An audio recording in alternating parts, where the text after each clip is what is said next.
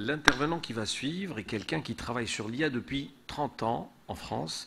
Il a suivi toutes ces étapes d'évolution depuis le temps. Full professor UPAC University, co-president of Data Science and Artificial Intelligence at Systematic Deep Tech European Cluster. Nous avons l'honneur et le plaisir de compter parmi nous ce matin le professeur Abdelhamid Mellouk.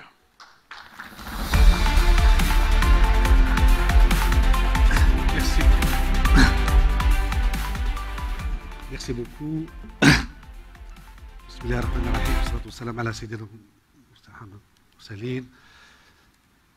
Messieurs les ministres, quel honneur, quelle joie de vous voir parmi nous aussi. Mesdames, Messieurs, très content d'être aussi parmi vous aujourd'hui. Et bien évidemment que l'objectif de vous parler un petit peu de l'IA. Alors quand Sehmed m'a contacté, il m'a dit, voilà, est-ce que tu pourrais éventuellement nous faire quelque chose qui relate un peu ce qui s'est passé depuis ces 30 ans? Je lui ai dit, mais attends, mais là, ça serait une journée, là, hein, voire 2 jours. Il m'a dit, oh là là là là là, ça ne se passe pas comme ça ne sera même pas une demi-heure, c'est bien ça. Bien. Mais écoutez, j'essaie de faire du mieux que j'ai pu. Et l'idée étant bien évidemment, dans un premier temps, de vous parler de mon expérience, effectivement. Alors moi, j'avais démarré l'IA, alors j'avais pas encore les cheveux blancs, j'avais 25 ans, c'était l'école polytechnique à Orsay, affiliée à l'université Paris-11, qui aujourd'hui s'appelle Paris-Saclay. Et vous savez, c'était l'hiver de l'IA. Alors, pas l'hiver en tant que climat, mais c'était l'hiver de l'IA, parce qu'on était 6-7 dans un laboratoire qui était patronné par une grande dame, que je salue au passage, et qui est encore vivante. Elle a 85 ans aujourd'hui, elle est très vivante, elle est encore très active, c'est assez extraordinaire, on dirait que l'IA entretient.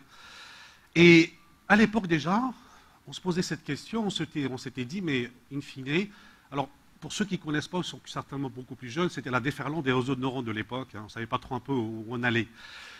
Mais bien évidemment, il n'y avait pas les moyens d'aujourd'hui. On en était très loin. Très loin. Et tout l'objectif de ces 30 ans, enfin voire 35 ans maintenant, c'est de vous parler un petit peu justement de ce qui s'est passé depuis, et j'espère pouvoir vous convaincre un peu à la fin, à l'arrivée, de voir un petit peu justement pourquoi tant d'enjeux autour de l'IA. Alors moi je vais très vite commencer à vous parler casser le mythe, puisque moi je ne crois pas à l'intelligence artificielle. On n'a rien d'artificiel. On n'a absolument rien d'artificiel, on est plutôt dans une intelligence dite humaine. Et on va essayer un peu de comprendre justement pourquoi aujourd'hui, effectivement, et d'où ça vient, sa dénomination, quand on donne un peu la notion d'artificiel. Et très vite, vous allez très vite comprendre que derrière l'artificiel, qu'est-ce qui se cache? Ben, il se cache une certaine hystérisation, puisque, bien évidemment, dans notre jeunesse, je parle pour moi, bien évidemment, mais je ne parle pas pour vous, vous êtes certainement beaucoup plus jeunes que moi, mais dans notre jeunesse, qu'est-ce qu'on a? Enfin, on a vu des films de science-fiction qui nous montrent des robots un peu partout, des robots autonomes qui, effectivement, s'entretuent entre eux, et puis après, derrière, ils prennent la main, n'est-ce pas? Ils prennent la main sur l'humain, et puis, quasiment, ils vont monter une révolution un peu contre les humains, et puis ils leur prennent la main, et puis ça y est, ça devient ce qu'on appelle, je dirais, la nouvelle guerre. Bon. Alors, cette hystérisation, moi, je la mets un peu de côté pour l'instant, et ce que je vais essayer de faire dans le peu de temps qui m'est donné, ça m'a permis un peu de me poser, et je vais voir ça en 2 volets. Le volet 1, c'est replanter le décor, comme on dit, très rapidement, j'espère, et vous donner surtout un certain nombre de KPI, c'est-à-dire de clés, indicateurs, qu'est-ce qui se passe en 2023, aujourd'hui, dans ce domaine-là. Et j'espère pouvoir, après avoir le temps un petit peu, de vous parler de... voilà, je vais faire une réflexion un peu pour ce qui se passe au niveau de l'Algérie, et comment, effectivement, parce que, bien évidemment, dans tous les pays pour lesquels moi j'ai travaillé un moment, que ce soit la Malaisie, le Vietnam ou autre, à chaque fois quand on commence à parler de ce genre de choses, ben, la première des questions, c'est de dire, attendez, qu'est-ce qui nous arrive? Est-ce qu'on prend le bon train? Est-ce que le train qu'on a pris, est-ce qu'il est en marche? Est-ce qu'à un moment donné ou un autre, on n'est pas très en retard par rapport à ça? Ben, voilà. Au fait, c'est les mêmes questions qu'on se pose aussi partout. J'ai envie de dire que les 2 seuls pays qui ne se posent pas cette question, vous allez voir un peu la rivalité qu'il y a entre eux, c'est la Chine et les États-Unis. Eux, ils foncent. Et on va le comprendre un peu très vite, j'espère. Alors, je me suis basé là-dessus, essentiellement. Alors, vous avez vu, hein, c'est une thèse de 1994. Donc, on dirait que ça avait 35 ans quasiment, enfin 30 ans. Je vous assure que les principes qu'on a donnés là-bas sont encore aujourd'hui actifs. Et on avait effectivement à l'époque mis au point ce que nous avions à l'époque appelé un système neuroprodictif pour la reconnaissance de la parole, c'est-à-dire l'ancêtre de Siri. D'accord? Ils sont encore actifs aujourd'hui. Et puis, je me suis aussi basé sur un peu ces 3 ouvrages que j'ai publiés entre fin des années 90 et vers 2010, et dans lesquels, effectivement, je retrace un peu ce que je vais essayer un peu de vous montrer ici. Alors, rapidement, la définition que je vous donne ici, regardez bien, l'IA représente tout outil utilisé par une machine afin de reproduire des comportements liés aux humains, tels que le raisonnement, la planification et la créativité. Ça, c'est la définition formelle.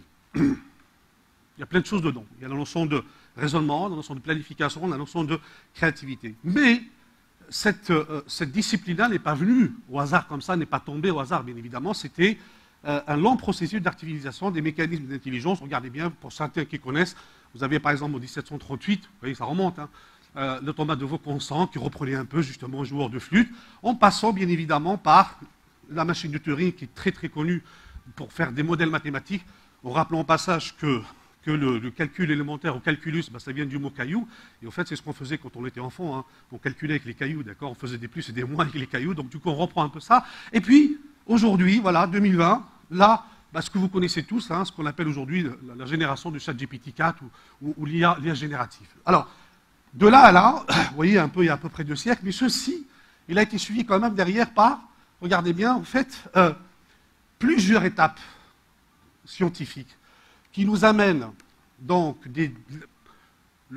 si je mets un peu une espèce de date, un peu de démarrage, on va dire qu'on est plutôt vers ces eaux-là, d'accord? Vers ces eaux-là ici, là, et puis en fait derrière, ici là, et puis derrière, on a fait un processus qui a permis justement d'aller vers des choses beaucoup plus intelligentes et surtout derrière des choses qui effectivement impactent le quotidien de chacun. Et alors du coup, ce qui se passe là-dedans, c'est, on voit deux grandes familles. C'est d'un côté la partie IA symbolique et la partie IA artificielle, enfin IA numérique. Et si vous prenez un peu quelques repères au niveau du timing, ces repères-là, regardez bien, c'est né au fait dans les années... L'IA, c'est beaucoup plus ancien que ça, c'est la Seconde Guerre mondiale, au fait. La Seconde Guerre mondiale, il y avait un mouvement qu'on appelle le mouvement des cybernéticiens. Et le mouvement des cybernéticiens n'est rien d'autre que, pour ceux qui connaissent, l'actuel mouvement des transhumanistes. D'accord? Ça vient de là. Et au fait, à partir de là, il y avait effectivement cette notion de vouloir faire comment on vient éventuellement on peut automatiser le processus du raisonnement humain. Donc les années 40, et ça a même été utilisé à l'époque, on n'en parlait pas encore, mais ça a même été utilisé à l'époque justement dans le cadre éventuellement de faire une prédiction des aéronefs et éventuellement dans un cadre militaire. Prédiction des couloirs aériens que suivaient les aéronefs à l'époque. Donc, alors, un mot-clé, Jean McCarthy, 1956, il a mis au premier à donner le nom de l'IA. Alors attention, il était un très bon marketeur, ce monsieur. Pourquoi? Parce que c'était justement, j'ai envie de dire, un peu pour attirer les investisseurs de l'époque. D'accord? Puis après, derrière, une rivalité qui a suivi les années 80, le Japon, l'Europe et les États-Unis, et on finit avec la rivalité aujourd'hui, qui est encore là, la rivalité avec la Chine. Mais cette rivalité-là, pourquoi on en est là? Parce qu'au fait, on est sur la frontière de 3 grands domaines.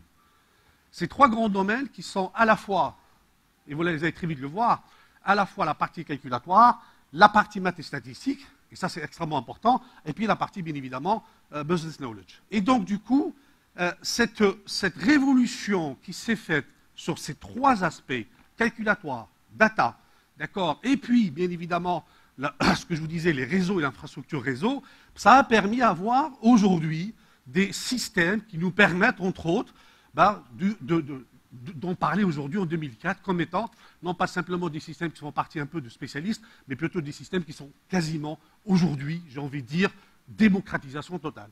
Et alors, là vous le voyez bien, la chute des CAPEX, elle a permis de démocratiser tout ça, avec derrière la notion effectivement de ce qu'on appelle les modèles de raisonnement. Alors ici, pour peut-être ceux qui ne sont pas spécialistes, en fait, ce que j'ai essayé de vous mettre là, c'est vraiment ce qui s'est passé. Oups, que s'est-il passé? Ah oui, ce que j'ai essayé de vous mettre là, c'est vraiment ce qui s'est passé sur ces quasi, allez, on va dire, de 1950 à aujourd'hui.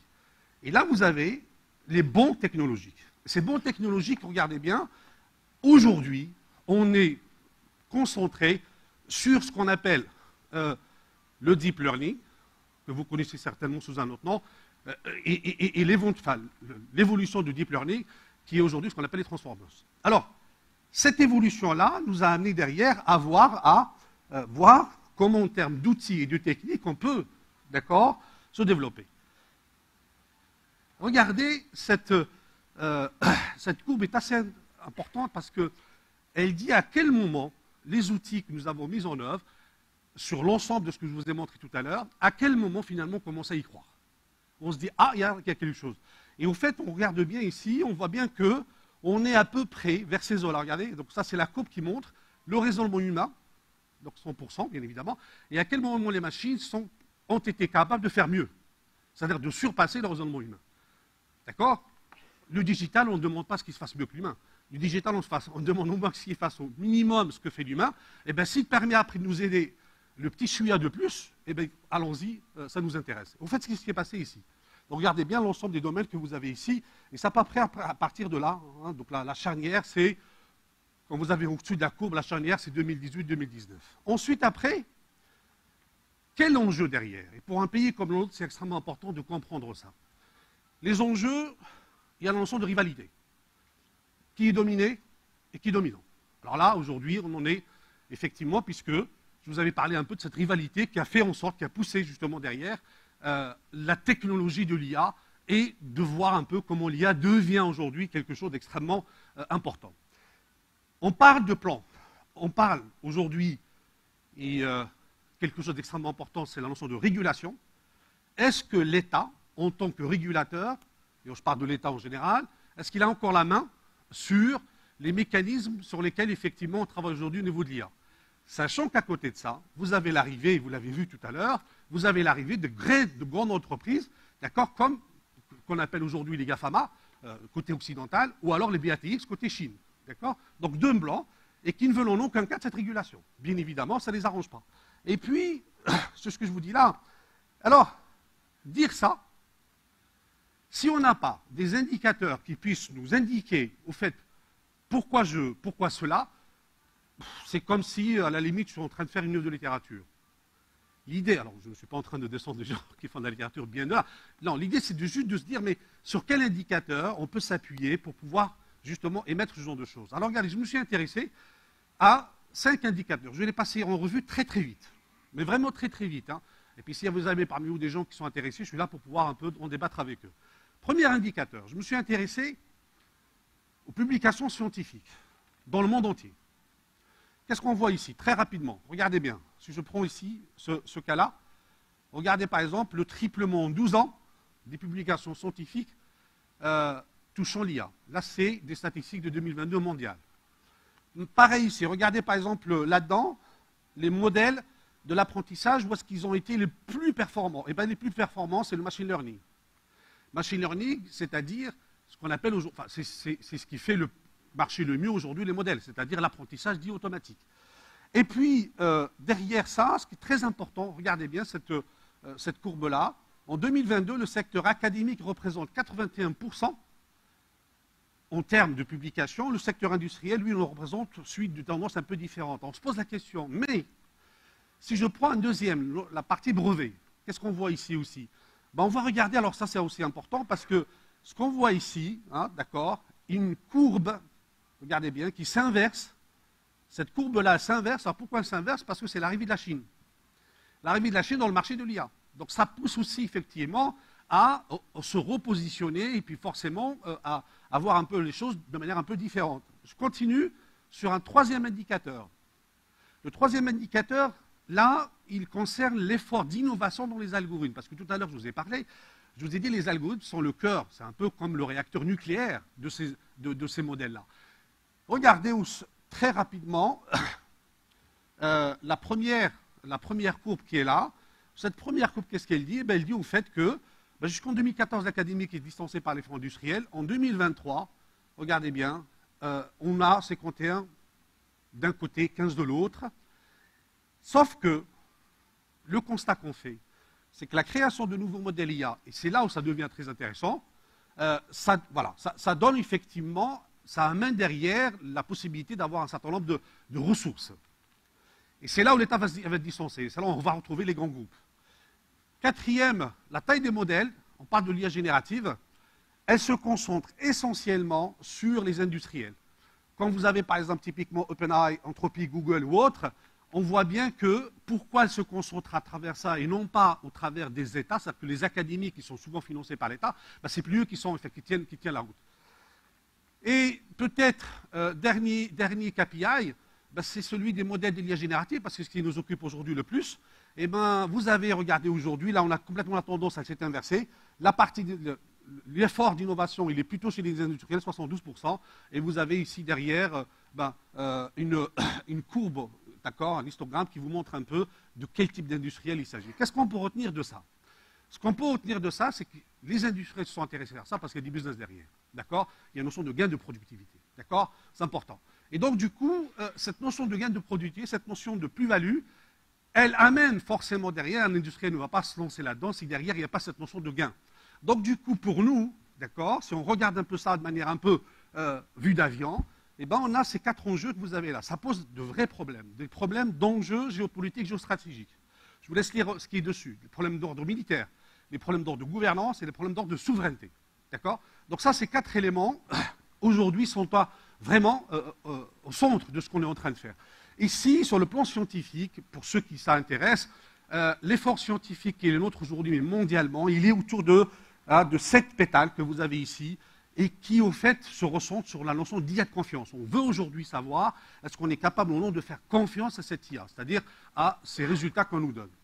Et pour maintenant, si je reviens au cas qui nous intéresse aujourd'hui, pour déployer un potentiel, vous avez ces 3 éléments importants. La notion du talent, la notion de la diffusion, la notion de l'éthique. D'accord? Où on en est ici? Alors, on va maintenant aller sur le volet 2, qui est le volet de la stratégie en Algérie. Enfin, en Algérie ou dans des pays, effectivement, comme les nôtres, qui veulent effectivement prendre le bon train. Donc la question qu'on peut se poser, alors, c'est celle que je vous mets là, comment on doit se situer? Alors, très vite, et ça a été dit par nos 2 ministres tout à l'heure, et je les remercie, très vite, depuis 2020, on constate qu'il y a un effort indéniable qui a été fait ces 3-4 dernières années. Je vous ai listé ici ce que moi j'ai vu, d'accord, dans l'étude que j'ai faite à ce niveau-là, pour justement accompagner ce dynamisme-là qui va normalement, devrait aboutir, j'espère, il est en train déjà d'aboutir sur un certain nombre de choses, et il devrait un peu aboutir dans cette dynamique-là. Et à partir, alors bien évidemment, ça a commencé par, dans un premier temps, les workshops de 1er décembre 2020. Alors vous reconnaissez ici votre serviteur. Ah, j'avais pas encore les cheveux blancs, si j'en avais déjà. Et on avait un peu mis au point ce fameux plan IA Algérie, d'accord, à partir de 2019. Avec derrière un livre blanc que je vous recommande vraiment de lire, qui est là, et qui vous donne un petit peu, justement, une projection en 2019 sur les 10 prochaines années, d'accord, et qui peuvent vous intéresser. Alors toujours en continuant là-dessus, très rapidement, en continuant là-dessus, en fait, je me suis intéressé aussi à voir un peu quels sont tous les acteurs aujourd'hui du système algérien et qui nous permettent de toucher un peu le monde d'innovation. Alors j'ai essayé de faire un peu une espèce de table. Alors certainement, vous avez eu des flèches un peu partout. Mais au fait, ce qui est intéressant à voir, c'est qu'il y a une vraie dynamique, il y a une vraie structuration derrière. Ce qu'il faut simplement, c'est peut-être, de mon point de vue, faire en sorte justement de choisir quel scénario doit-on prendre. Ce scénario, de mon point de vue, on ne peut pas, nous aujourd'hui, je vous l'ai montré tout à l'heure par les différentes coupes, on ne peut pas, nous aujourd'hui, aller concurrencer Google ou autre. Hein, d'accord? On n'a pas les moyens financiers de le faire. C'est pas possible. C'est pas possible, même les grands États ne peuvent plus le faire. C'est pas possible. C'est pas possible, donc là on sait. Par contre, ce qu'on peut faire, et c'est ce que je disais à une époque, ce qu'on peut faire, c'est de prendre les briques technologiques, d'accord, et de choisir des marchés de niche. Ça, c'est encore possible. Ça, c'est encore possible. Quel est le marché de niche? Poser la question de l'IA, c'est jamais de dire, mais au fait, quelles sont les méthodes qui nous intéressent et quelles sont les capacités calculatoires qu'on faut avoir et tout. Écoutez, au fait, la question, elle est mal posée. La question qu'on doit se poser tout le temps, c'est de dire, quels usages veut-on avoir? Quelles notions d'usage? On inverse un peu le problème. C'est qu'à partir du moment où on a l'usage, bon, on déroule derrière, on fait une espèce de rétroplanie qui nous permet derrière, justement, de faire une structuration à la fois systémique et à la fois organisationnelle. C'est ça l'idée qu'il y a derrière ce que je vous montre là. Donc là, c'est le développement sur une niche. Ça, c'est important. C'est extrêmement important que ce soit une niche si on y va. Et alors, ce qui Moi, ce que j'ai vu, par exemple, au Vietnam et en Malaisie, en fait, l'idée, c'était de dire, on prend cette niche et on y va, on met tous les moyens dessus. Et très vite, on devient champion là-dedans. Et c'est ça ce qui est important, parce que si on part du principe qu'on va toucher un peu à tout, malheureusement, on est peut-être bon un peu partout, mais on n'est pas les champions, on va dire ça comme ça, là-dedans. Et donc, du coup, mon humble contribution là-dedans, quelles sont les actions incitatives? Moi, je les ai mis sous la forme, regardez bien, toujours ma petite rose que j'adore beaucoup, n'est-ce pas? 7 pétales. Au fait, j'insiste beaucoup sur la notion, comment peut-on faire en sorte que l'IA devienne un vrai pilier de la RDI, c'est-à-dire recherche, développement, innovation. En partant sur des actions comme celle-ci, d'accord, les appels à projets, mieux impliquer les différents acteurs, instaurer une démarche time to market, ça c'est important, encourager, inciter pour des doctorants en entreprise, décider de projets nationaux structurants autour de l'IA. Donc ça c'est quelque chose, à mon avis, qui prend sur une démarche de vision qui devrait prendre entre 3 et 10 ans. Et je finirai peut-être rapidement parce que j'ai fait aussi une analyse un peu des startups, c'est-à-dire j'ai repris un peu quelques index. Alors là, le problème des index, il y a du tout et de rien. Il faut vous méfier énormément des index internationaux, parce que parmi eux, il y en a ceux qui n'en ont pas beaucoup, qui nous placent en dernier. Il y en a ceux, effectivement... Enfin bon, c'est assez extraordinaire, il n'y a pas une notion de... j'ai envie de dire un peu d'honnêteté intellectuelle, mais peu importe. J'ai pris quand même, ne serait-ce qu'une liste un peu. Vous voyez, regardez un peu. Donc ça, c'est de ce site-là que je prends comme quelque chose d'important et d'intéressant et d'honnête. La liste des startups algériennes, en fait, les plus connues d'entre elles. Et l'idée, c'est de me dire, mais est-ce qu'on a fait un retour d'expérience de ça, c'est-à-dire de l'usage de ça, comment ils en sont arrivés là, par rapport justement à l'ensemble des organismes que vous avez à votre gauche? Ça serait bien de faire ce retour d'expérience, ça serait bien de se poser, d'accord, et de dire, bon, écoutez, allez, maintenant, on regarde, ce qui a marché, on le pousse, et ce qui n'a pas marché, on l'écarte, on le met de côté. Moi, je pense que... Et la vérité, elle vient toujours des hommes du terrain. La vérité, elle vient toujours justement des gens qui ont réussi des choses, qui n'ont peut-être pas tout réussi, mais au moins, elle viendra de ces gens-là, et moi, j'y crois beaucoup. Et donc, voilà un peu ce que je vous propose, faire des choix, bâtir des écosystèmes, simplifier les procédures, autour de 1, 2, 3, 4, 5 piliers. Ces 5 piliers, ce que j'appelle la stratégie de niche, définir les usages, le gain de productivité, transformer une approche de la donnée personnelle, et puis assouplir les mécanismes. Alors, ce que je vous mets là, ce n'est pas quelque chose de moi, ce que je vous mets là, je l'ai repris par exemple du ministère de l'Industrie, effectivement, d'accord, de ce qu'on appelle les clusters, d'accord, ça c'est important. Moi j'aurais aimé, je ne vous le cache pas, dans le domaine de l'IA, si on veut être présent et prendre le train en marche, moi j'ai envie de vous dire, écoutez, moi j'aurais rêvé de ça. Qu'on prenne un cluster plutôt autour de ces problématiques-là, avec une transversalité. L'IA aujourd'hui ne se conçoit plus uniquement des experts. C'est absolument pas, c'est plus comme ça qu'on fait. L'IA aujourd'hui, elle descend des usages. C'est-à-dire qu'elle provient des usages et on remonte après vers l'ensemble du technique. Voilà un peu mon idée, enfin, les propositions que je fais dans cette conférence-là. Pour ceux que ça intéresse, pour ceux qui travaillent là-dedans. Je finis par ça. Les tendances. Les tendances, elles sont aujourd'hui, on est là-dedans. On travaille, alors je vous ai donné aussi des échéances à peu près entre 5 et 10 ans. On est en 2024, et normalement, c'est des choses qui vont nous occuper pendant ces 10 prochaines années. Travailler sur les systèmes critiques, travailler sur les systèmes cyberphysiques. Regardez bien, technologie numérique au support de l'éthique, de la privacy, ça devient aussi quelque chose d'extrêmement important. Le quantum, bon, voilà, ça c'est, nous on ne sera peut-être pas là-dedans, on n'en sait rien, mais au moins ça veut dire qu'il y a derrière une deuxième révolution qui se prépare. Donc ça c'est déjà la première, on y est dedans, il y a une deuxième révolution et vous allez très vite voir que la puissance des machines, vous l'avez dit tout à l'heure, données, puissance, data, eh ben, c'est quelque chose qui va encore être multiplié peut-être par 100. Et ça, on s'attend à des bouleversements à ce niveau-là. Les outils méthodologiques pour qualifier la qualité de données, alors ça, c'est important. Tout à l'heure, j'ai entendu dire, quand on fait de l'IA générative, eh ben ça, les données sont effectivement le nerf du problème, le nerf de la guerre. Sauf que vous savez aujourd'hui que ces outils-là peuvent très bien fabriquer des données eux-mêmes. Et il faut faire extrêmement attention demain. Surtout, comme le dit Sam Altman, vous savez, OpenAI, le PDG, il dit, mais moi, quand j'ai fait l'IA génératif, c'est parce que je veux être aussi l'évangéliste des visions occidentales. Stop! On a tout dit. On a tout dit, bien évidemment, parce que les données qui... Vous savez combien ça coûte l'entraînement d'un petit modèle comme ChatGPT 4? Combien coûte juste la collecte des données? Nous sommes autour de 100 millions de dollars. Ça, c'est juste l'entraînement. Enfin, la collecte des données. Je ne parle même pas des outils de calcul et autres, je parle que de ça. D'accord? Donc ça veut dire que quelque part, il faut qu'on se fasse très attention. Et moi, j'ai envie de dire quelque chose ici. La donnée est importante. Et nous, on peut agir sur ça. La donnée nous appartient. D'accord? Et on peut agir sur ça.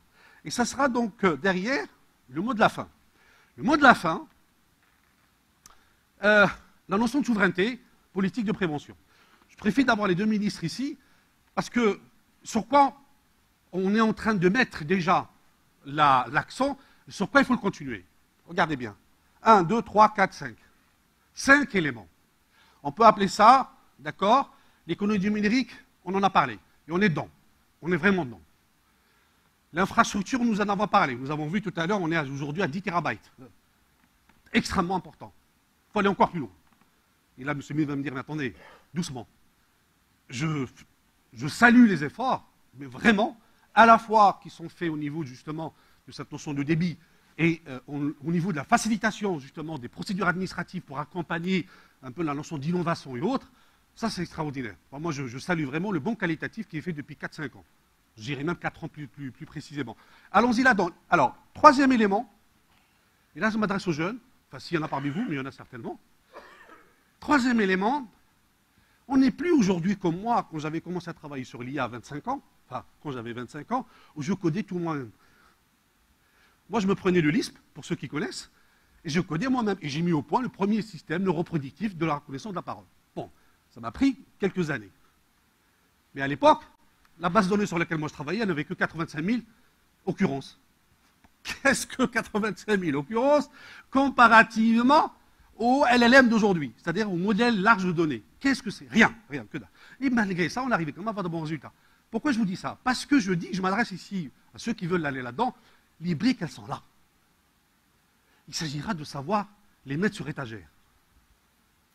C'est d'open source. Les briques, elles sont là et on peut tout à fait être capable, aujourd'hui, je peux vous l'assurer. Alors, bien évidemment, pas pour aller concurrencer OpenAI, ce n'est pas la question, ce n'est pas du tout la question, et puis à la limite, ce n'est pas du tout notre objectif à nous. On peut tout à fait, je l'ai entendu tout à l'heure, sur les questions justement de, ne serait-ce que d'authentification.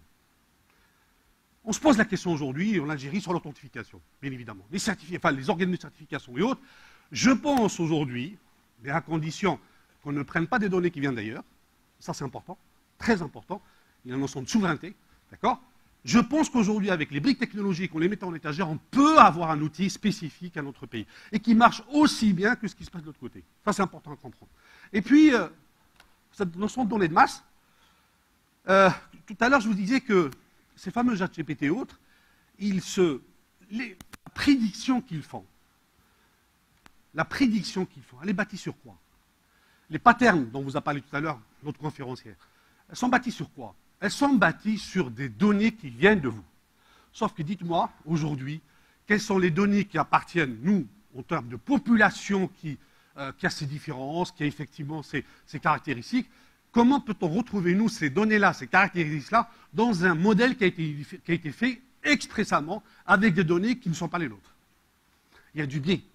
Il y a forcément du biais. Bien. Alors, je dis ça, mais l'Algérie commence à tirer des yeux. Parce que, alors bien évidemment, être dans ce transparent, c'est pas bon pour nous, parce que la notion de deepfake, vous connaissez tous, mais ça veut dire qu'on commence à intéresser les autres. Voilà ce que ça veut dire. Si on est, nous, victimes d'un certain nombre de tentatives de deepfake, comme vous le voyez là, regardez bien, on est quand même bien entouré, hein, pas mal. Ben, ça veut dire qu'on commence à intéresser les autres. Ça veut dire que ce sur quoi vous êtes en train de travailler en termes de cyber, en termes effectivement de protection des données et autres, écoutez, allez chercher les briques que vous avez au niveau de l'IA. Vous assure que vous avez effectivement un certain nombre de briques qui peuvent être intéressantes et qui peuvent avoir derrière des choses qui peuvent marcher très très vite. Et puis, je finirai. Allez, stop. Attention, je suis très bavard. Je finis. Promis. Qu'est-ce qu'on retient? On a dit beaucoup de choses. On a parlé d'hystérisation. Ah, la notion d'hystère, vous savez, cher aux psychologues et autres. Il faut arrêter l'hystérisation, il faut arrêter ce que nous dit Elon Musk, il faut arrêter. Il le dit parce que vous avez bien compris. Et ça, c'est important aussi pour vous, hein, méfiez-vous du buzz. La notion, effectivement, d'être tout le temps présent dans le... Non, l'idée, au fait, elle est très simple.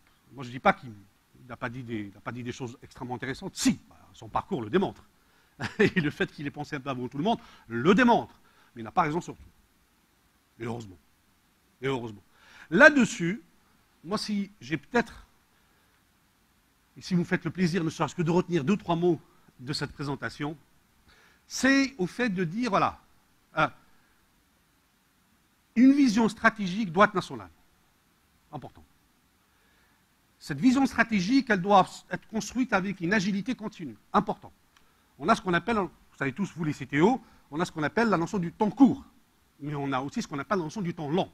Le temps court, c'est le bond incrémental technologique. Il y en a tous les 6 mois. Vous avez vu tout à l'heure, dans une des coupes sur laquelle je suis passé très très vite, parce que sinon Ahmed va être furieux, c'était sur effectivement la courbe. Vous avez vu la courbe?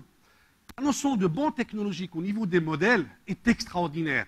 Je n'ai pas les chiffres en tête, mais je vous assure que derrière, c'est plusieurs milliards de dollars d'investis. Ça veut dire que cette notion de bond technologique, moi ce que je vous dis, surtout par rapport aux jeunes qui veulent peut-être se lancer là-dedans, et je pense que l'accompagnement du ministère des Startups et de l'économie là-dedans est extrêmement important, parce qu'il fallait de la nouvelle économie de la connaissance, pardon, et des petites et moyennes entreprises, je le dis maintenant, ça y est, comme il se doit, l'accompagnement est extrêmement important. Pourquoi? Parce que justement, ça permet, j'ai envie de dire, d'avoir une certaine agilité, d'accord, quand ces petites structures par rapport à des grosses structures, vous savez que c'est comme on conduit un gros navire, et si jamais on tourne, ne serait-ce qu'un petit nœud à bâbord, ben c'est tout le navire qui part. Et pour qu'il réagisse, c'est plutôt 24 heures. Vous voyez ce que je veux dire? Une petite structure, et c'est là où effectivement l'intérêt d'avoir des jeunes, effectivement, qui ne sont pas des jeunes, ou des moins jeunes, peu importe, mais dans cette notion d'innovation, moi je crois durement, mais vraiment durement. Le système des startups, quel que soit là où il est, c'est vraiment un vecteur de l'innovation. Et l'IA en fait partie. Alors, je pense que, là je veux dire, vous êtes tous convaincus de ça. C'est extrêmement important. Et donc, un petit message. Assurer une continuité dans la démarche de gouvernance, travailler dans la durée. Ça, c'est important aussi. Je pense qu'on est là-dedans, d'accord, aujourd'hui. Il faut donc, effectivement, qu'on continue un peu dans cette dynamique, d'accord, qui n'est pas simplement une dynamique conjecturelle, loin de là. On le voit, on le sent. On voit effectivement la présence d'un certain nombre de startups algériennes, voire d'entreprises algériennes dans les différents salons mondiaux, d'accord. Et ça fait, je dis simplement que maintenant, on est capable de passer à un autre banc qui est le banc qualitatif. Pourquoi demain? J'ai certainement une bêtise. On a Google, on a Amazon, on a les GAFAMA, on a les BATX, on les entend beaucoup moins ceux-là, parce que le système de gouvernance n'est pas le même. Mais pourquoi demain on n'aura pas un Mistral algérien? Et Mistral, que vous connaissez peut-être, l'entreprise qui est en train aujourd'hui de devenir une championne, elle n'a pas du tout la puissance de Google, bien au contraire. Bien au contraire. Et pourtant, là, ça y est, maintenant, elle commence à activer et à dépasser, d'accord? Elle devient un acteur présent. Donc ça veut dire quoi? Ça veut dire que c'est pas, et je finirai mes propos là-dessus, c'est pas en se disant, le train est parti trop rapidement. C'est pas en se disant, est-ce qu'on est dans le bon wagon? C'est pas en se disant ça qu'on va pouvoir avancer là-dedans. On ne se pose même pas la question. On se dit, écoutez, allons-y.